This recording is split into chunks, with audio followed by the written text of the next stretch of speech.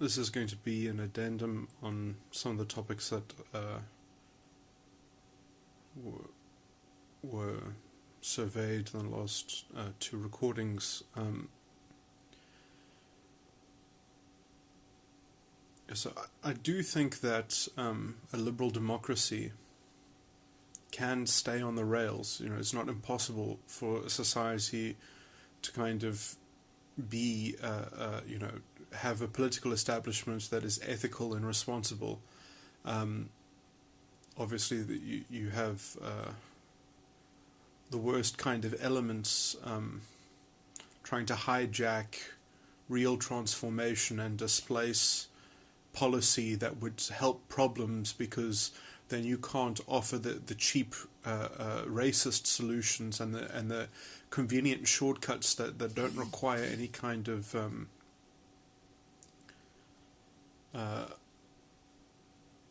hands-on approach. It's so easy to kind of sell an ideological, delusional narrative that you have to kind of get into the fray of. I'm just going to explore that quite starkly. So, I mean, the non-racialist paradigm and position does not say that there aren't problems in the country. It just says that those problems are essentially not racist problems. They have nothing to do with racism. I mean, in some kind of historical account for why they might exist, or how they have come into existence, which is essentially completely irrelevant in terms of actually fixing them. The whys of history have got nothing to do with the how to fix things in the present. And that kind of oversimplified conflation that the why of history is the perfect symmetrical plan to how to fix the present is frankly delusional. And it's part of a greater kind of deceptive ploy to get people to give government the leeway that it needs to be completely irresponsible and corrupt and mismanage, and to give it the excuse to centralize power and kind of administer a very illiberal project of taking power away from people, and in fact not supplying people with access to real power. That in fact the definition of that access gets ideologically redefined into being at the front of the queue to be handed something from the government, to be redistributed something. And so you get this kind of top-down redistribution project, and government completely can forget about actually developing tangible access that actually helps people on the ground.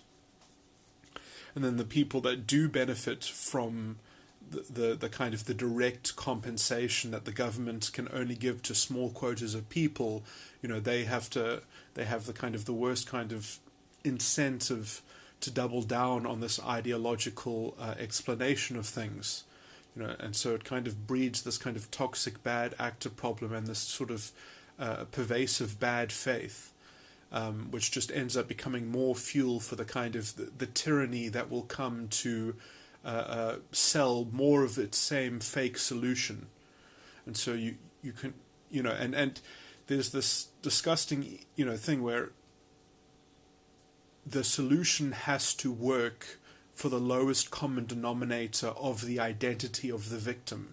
It has to feel good relative to the identity of the victim, which is, means that with these kind of strict imposed preclusions of what the solution could be, that you can't use a way to fix the problem that doesn't vindicate the identity of the victim and do damage to the cause of that victimization. So you've got this kind of moral paternalism that's overlaid on top of reality, which is more justification to centralize power and to peddle a kind of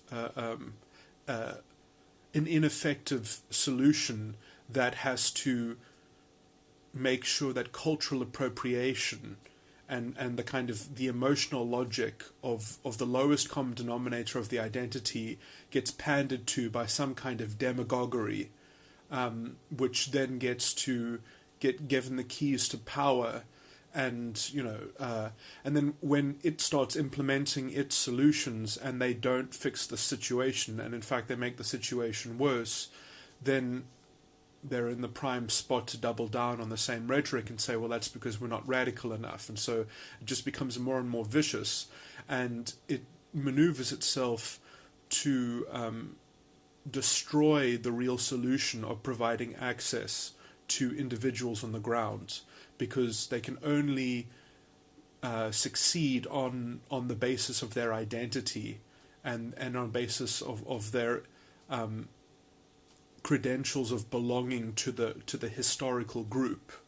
And so that already precludes them from actually using solutions that are universally, common sense almost, because that kind of universal reasoning and that kind of access to tangible transformation is not going to fit the cultural matrix, the cultural appropriation thought crime matrix. Everything has to stay in these very fixed and rigid factions.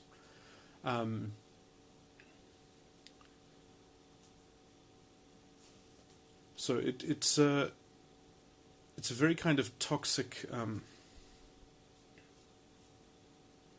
slippery slope, and once you start pandering to it, it eventually just ends up kind of completely assimilating the system into the racialist demagoguery, which as soon as you buy into any kind of identity politics, there's kind of no stopping it. You can't, unless you realize that it is a kind of a false religious cult, and you can kind of break away from it cleanly. There's if you pander to it to any degree, it's going to have this toxic feedback loop of generating more and more failure, of which it can only divert that responsibility by becoming allergic to any kind of accountability apart from the responsible action is labeled as just being more radical and more destabilization of liberal values. So, yeah, if the kind of non-racialist mentality and the actual, solutions on the table can be looked at without the filters of racism and patent racialism, and I'm using those things synonymous because this is the weird thing about the social justice warriors are. The social justice movement, the identity politics movement, is intrinsically racist, but you can't actually get them to address that because they've got this perfect symmetry between the racism that they kind of inherently are invested in, and it has a kind of plan of action symmetry that if we can just equal out the damage, that then everything will be fixed.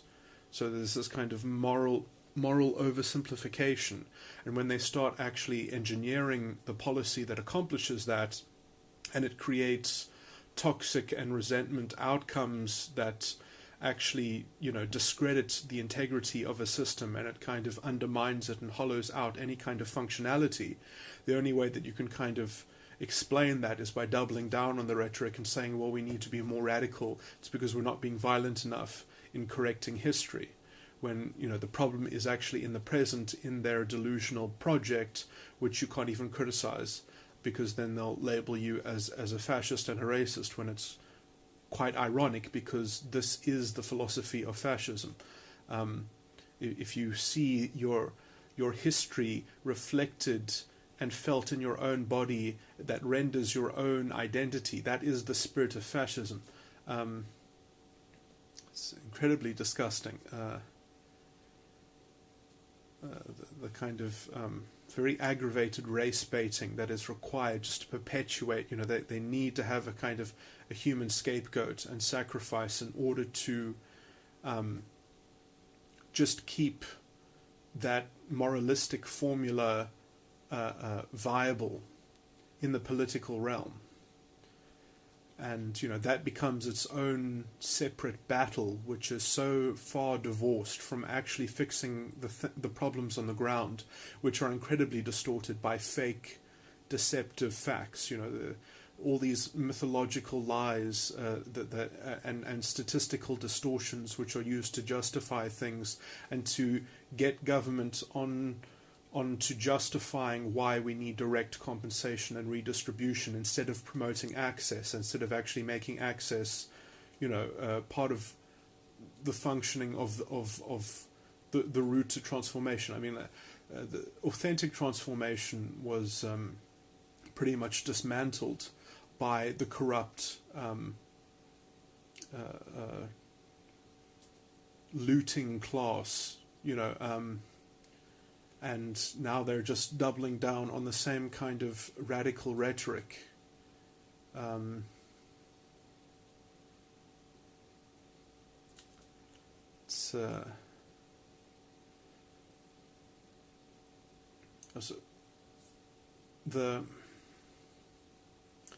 The inability of the ideology itself to perform self-criticism is at the core of generating further ineffective policy, and because in fact it requires a kind of self-blindness in order to continue to operate its vision, which is built on so many false conflations.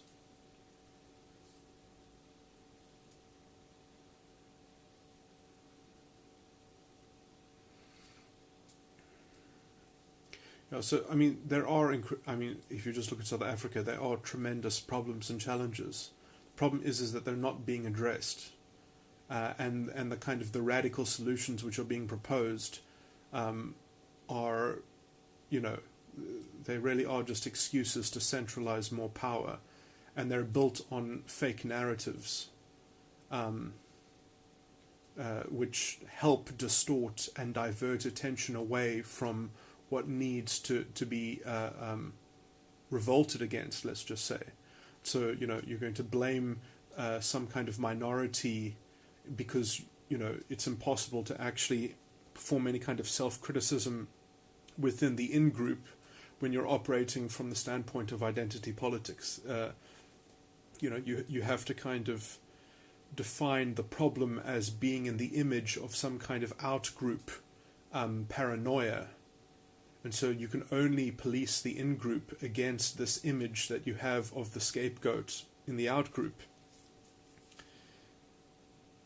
And, there are these very superficial arguments that people make about, it's kind of pandering to the worst kind of racialist tribalism. I don't want to go on too much about this very depressing topic, but what I did want to say is that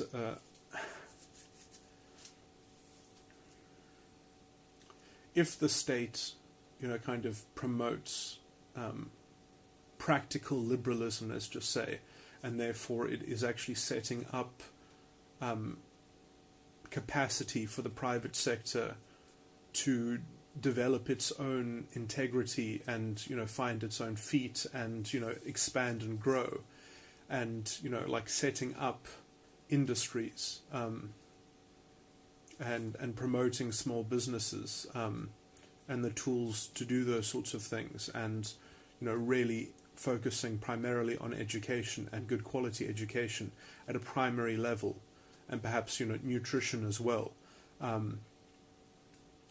That kind of focus is completely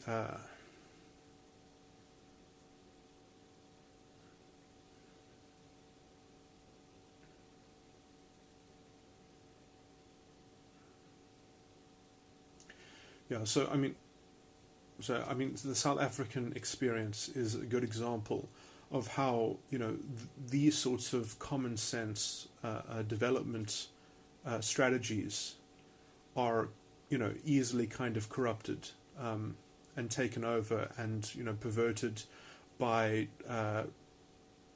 racialist rhetoric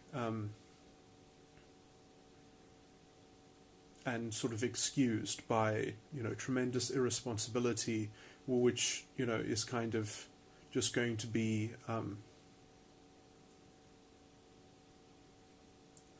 deferred onto some kind of historical, never-ending excuse machine.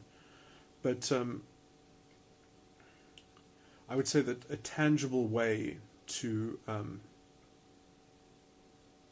prevent this kind of ongoing backslide is to set up essentially, and not through the government, but just private people setting up a private, functional, alternative economic scale, let's just say, that and to do so on the basis of private properties, that essentially you're buying your freedom from the market, and that you're starting, so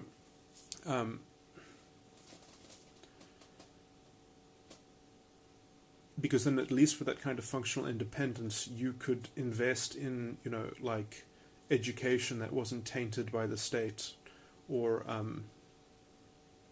you could work out the solutions and work out systems which weren't prone to being integrated into something that was part of a populist machine, of a kind of spiraling idiocracy. And so then you could actually have institutions which were independent enough that they could promote, critical thinking and values, and non-racialist thinking even, and in fact have at least then a vestige of liberal values, which had some way of actualizing its own responsibility in a tangible way. Ironically, if you ever set something like this up, the biggest threat you would have is from a government that would kind of impose a kind of state socialism. But at least if you did this on the private scale, you would have a community, or however it was organized amongst themselves, that would coordinate amongst themselves and negotiate how they would do things. And, there's no limit to what you can do. If you end up having a loose network of these sorts of communities or organizations, between themselves, they could, constructively imagine into being in a kind of their own bank, which could, even inject some kind of credit system or a currency system. And it wouldn't have to be on the basis of doing anything like, having some kind of real commodity as its basis. All you would need to do is, if there was enough high trust and honor in the system, that would be a tangible money. You wouldn't have to mine Bitcoin to do that. You could just have it as like the ticking of a clock. Each second it would kind of issue this much currency into the system.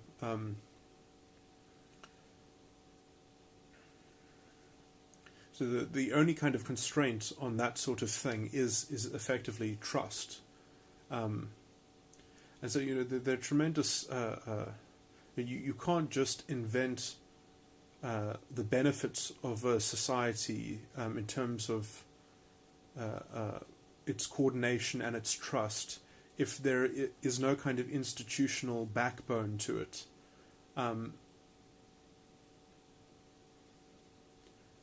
There has to be some level of shared faith, and within the nation state, that faith is too prone to being taken over by, illiberal, irrational, racialist excuse mongers, who kind of just use paranoia to justify the centralization of more corruption and more radical, kind of punishment of some easily identifiable scapegoat which fits the narrative to allow for the more centralization and mismanagement from a kind of top-down solution. So, my point is that the thing that has to be seen in terms of the most the thing that needs to be tracked is the most cynical feature, and you can see this on the left and the right in terms of the people who are involved in identity politics, is that the thing that you must be most suspicious about is that all their solutions are top down. None of them are bottom up in terms of their orchestration and development, and that will essentially be their biggest. Because I mean, look, if you're trying to build something from the bottom up, you will have honest problems that need to be worked through. You'll have honest challenges that need to be worked out and that need to be solved as problems, as functional problems. And sometimes there isn't just a clear solution. You have to kind of work out what platform would be most useful for the most people, or how that will the kind of the structural limitations that might be carried by such a framework, and and those things will have to kind of be negotiated, and that will be difficult, but at least that will be authentic and somewhat, let's say, really democratic. Whereas if it comes from the top down, it's going to I mean, the only thing better is that whatever happens will be more pervasive, but the idea that kind of power isn't going to be undermined by some kind of toxic populism, or that it's not just going to kind of become a runaway civilization that's stolen by some kind of crazy demagogue, some kind of fascistic personality, or some kind of unhinged moral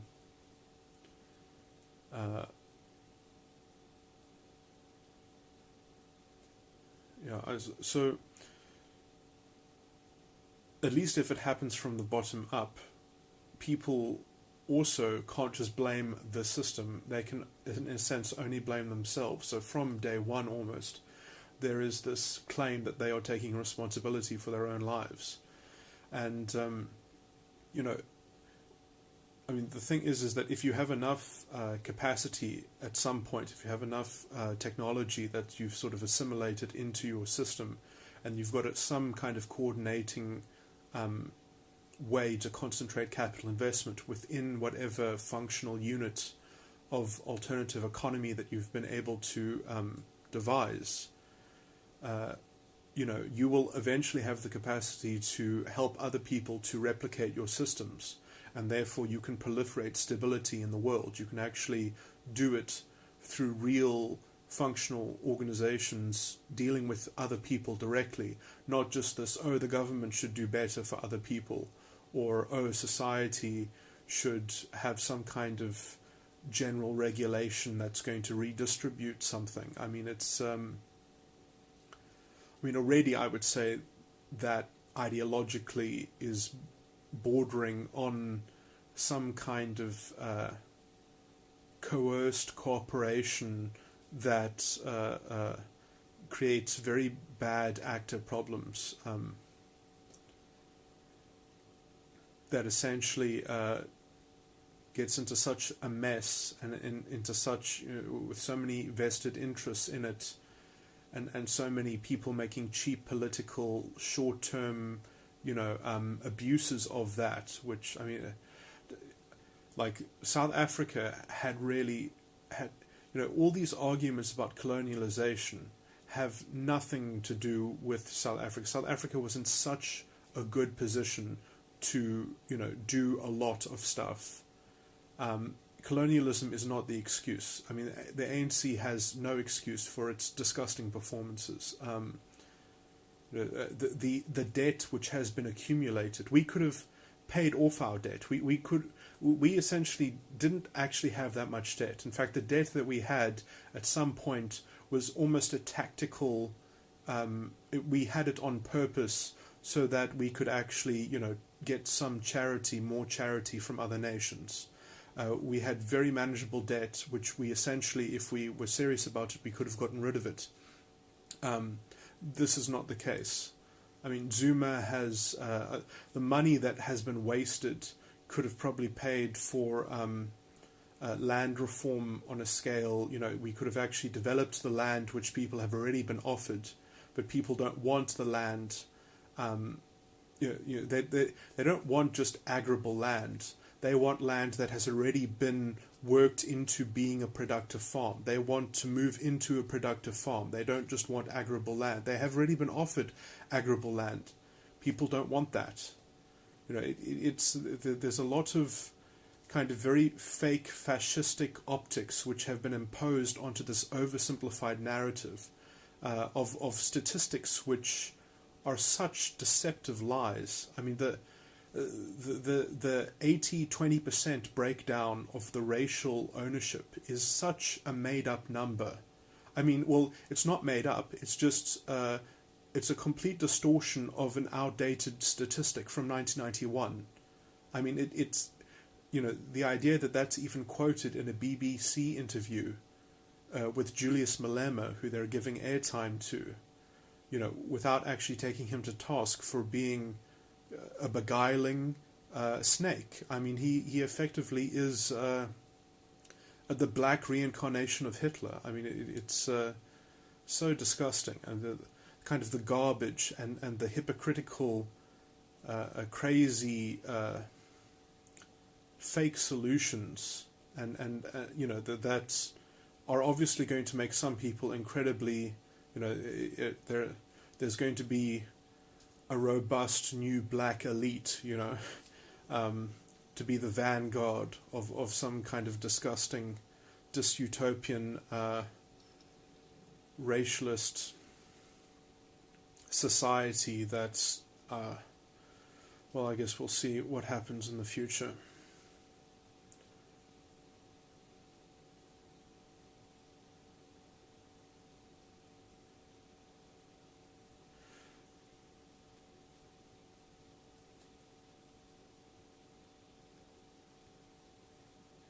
It's sad that the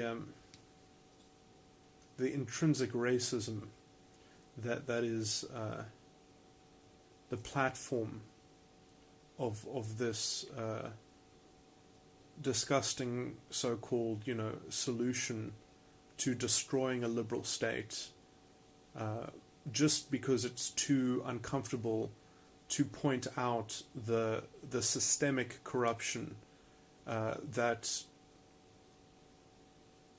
the electorate is not willing to take responsibility for, and so it's going to double down on some kind of racist scapegoating.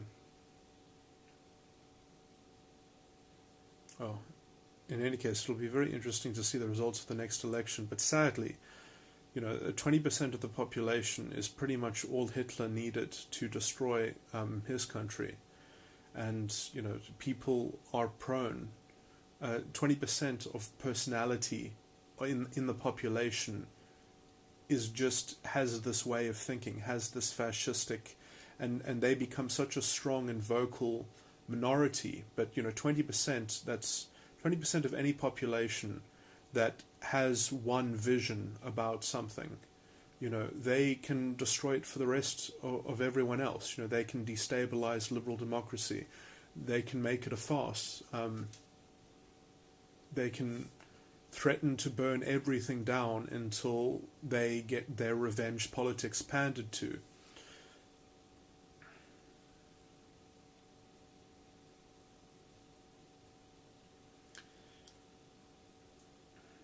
And there are so many pseudo-intellectuals who are happy to watch this and call it social justice.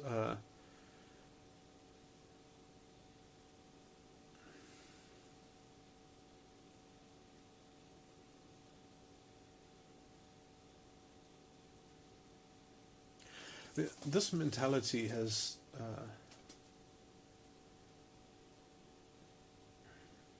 the problem is that it's very hard for people to directly challenge it, because it is so vicious, because it is itself,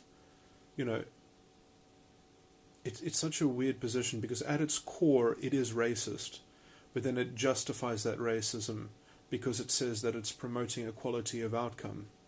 And so because they've got this like perfect cognitive dissonance that's balanced at the core of their ideology, and then they need to have every narrative pander to that problem solution, and they can't see anything beyond that problem solution, that, you know, there's some kind of everything is intrinsically racial and racist, but that it must be perfectly balanced in some, you know, kind of historical balancing of equilibrium that they're going to be the agents for, and that they can feel, you know, this kind of they can feel this justice, this relativistic justice which they carry in their identity. You know, that is a, you know, I mean, they've effectively, you know, they are agents of the beast of that condition. They are merely beasts to that condition of their environmental, you know, the world's justice and the world's, you know, that's just the reality of the world. That's what they're telling themselves. They are just beasts to those conditions, and they are forced to live in that medium, which they have to negotiate, as they like to say. You know, so when that is their field of vision, you know, it's completely dehumanized. I mean, they have reduced themselves to, you know, everyone is an agent and a representative of their breed of dog. Everything is just everyone is just a different kind of fascistic dog that's got their own power. And so, you know, as soon as you do that, I mean, you can't have democracy is meaningless at that point. I mean, there is no democracy. It's just some kind of demagogue's game.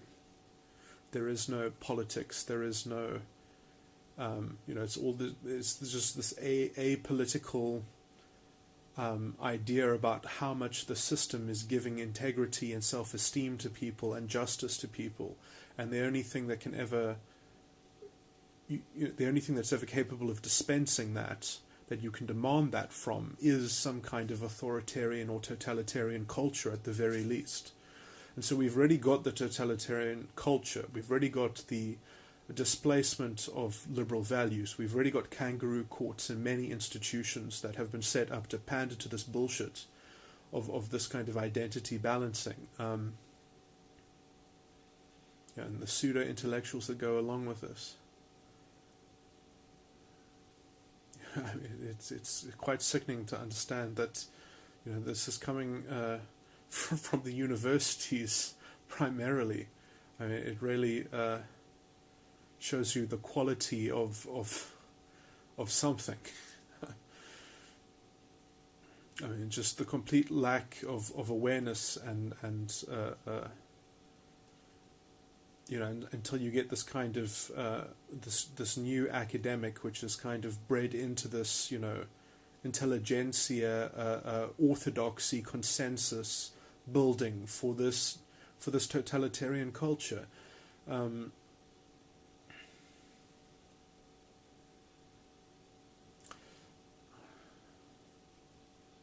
should probably talk, because, you know, it did on some level almost start with feminism.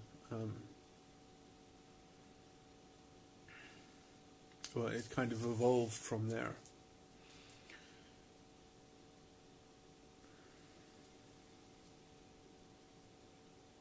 And it is sad because, I mean, I think that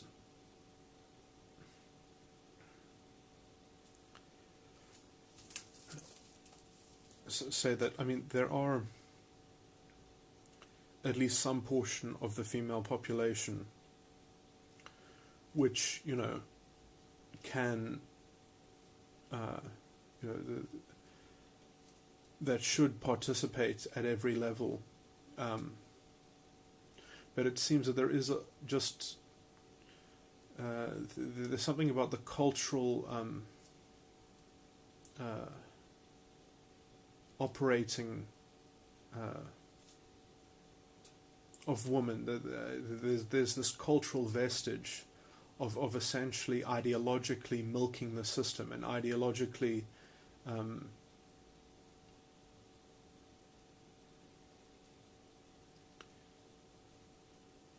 being pandered to and setting up systems of, it's exactly almost like Agent Smith in The Matrix.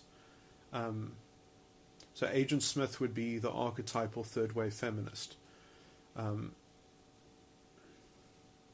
Agent Smith is, he's the machine, but he's like he's the police force for the machines, and he's on the front lines. He's actually doing the dirty work.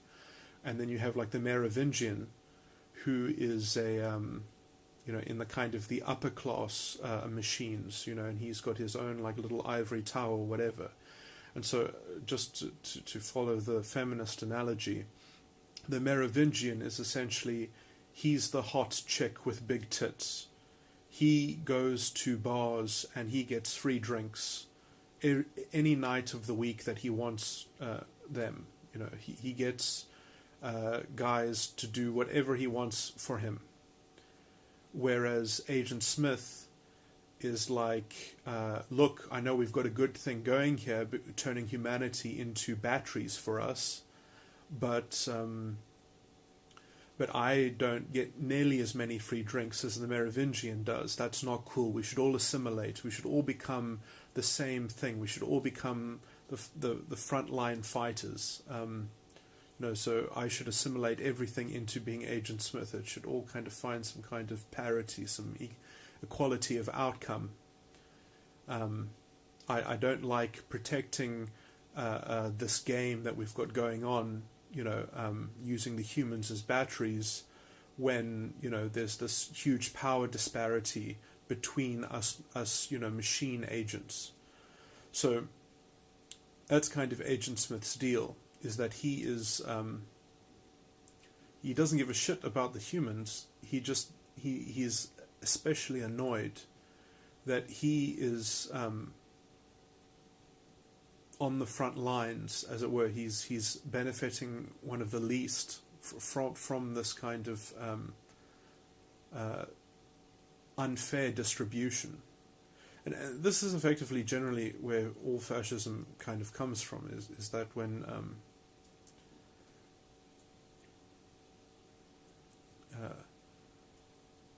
a class of people are kind of artificially or manufacturally, it's kind of, they don't have integrity in terms of what they've achieved, and so they're forced to kind of, they also want to be elites, so they'll just double down on they don't want it to stop.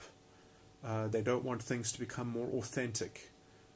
They don't want things to be restructured, which would actually have a system functioning properly as it should, and actually setting up real access that's authentic by creating real stepping stones to doing things. They want to continue with the direct compensation, which will only ever be able to be given to a few quota, so just to keep this quota propped up, this system of quotas and artificial elite. It forces them eventually to cannibalize the whole system in order to propagate the justification of that measure of direct compensation, rather than developing tangible means of actual upliftment. And so when there's that kind of gulf or that divide between like the real world economics and the group of people who are doing well, then you have to end up pandering to incredibly radical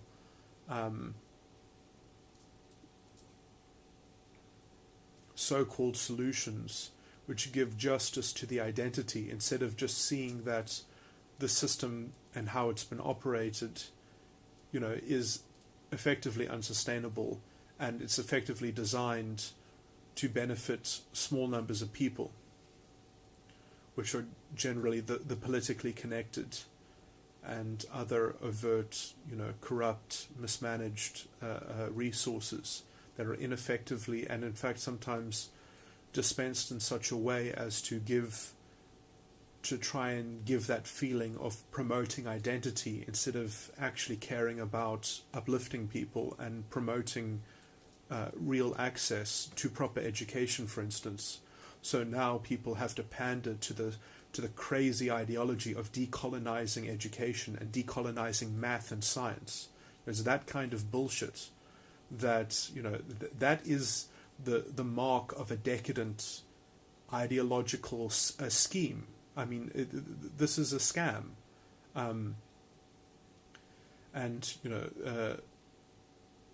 The system, to kind of prove its worth, panders to it. It panders to that rhetoric. And if anything, that's just proof how corrupt they are. It's proof how really they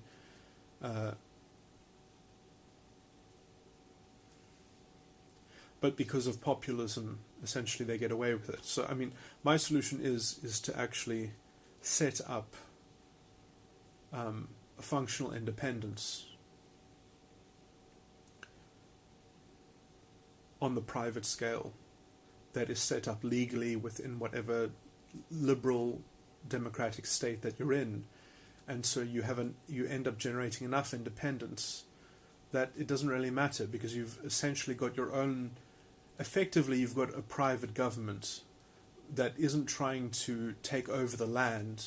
It's just trying to provide all the services that the government provides, but it does so in-house, and it does so under its own system of doing things, which is going to, be, and because there's no systemic dependence, that you're kind of, you're just doing the best with what you have and promoting things in-house and working out how to do things in-house. There's no ideological excuse, because liberalism is your only tool, your only instrument, is your only solution, and you're doing it directly. You're not waiting for permission, and you're not looking to take something from someone in order to do it. You're just getting the job done, and you're working out how you can even do that sustainably, effectively. And if the government, wanted to be serious about developing countries, like South Africa, the South African government, it would have, done things like this. It would have given people the money directly, or vouchers to buy building materials from private industries to make things, so that they would contract to make their own houses, so that they could even learn the tools of negotiation and contract in setting up industries from the ground up that would actually find a market, instead of just these big government contracts. Yes, it would cost a lot more money, but then at least you would leave behind functioning people who have had some access to problem solving using a market, so that you're doing things like that to set up market, and you have these, the EFF say stupid things like, oh, we're going to just, every company will give up 50% of its shares to its workers. I mean, like, what, like, already you've got, so I guess at that point, no one will ever make a new small business ever again, or at least not in this country. I mean, it's just, that's exactly like thinking that you're going to improve the unemployment situation by regulating a 4-day work week, so that because people will be forced to work less, more people will have to be employed, or some such thing like that. How does that help the small business who's a private contractor? It doesn't help him. So you think that you can regulate a better world without actually knowing any of the facts on the ground in terms of actually promoting real business interests, and like what actually allows people to pay people more money, or even to promote productivity that allows for more revenue so that you can pay people more money. You know, there's this idea that the private sector isn't generous enough. I mean, is an ideological scapegoat in itself. I mean, no one knows what the private sector would look like in this country, because it effectively has been destroyed on the level of small and medium business. It is virtually non-existent in this country because it's been made extinct by toxic labor regulations, generating a kind of racist resentment just to justify the stupid regulations that effectively have kept 40% of the population unemployed. I mean, that has not been the private sector's failing. That has been the government's restriction of the private sector directly, so that it can say that we're providing stronger rights for the people who are employed. I mean, it's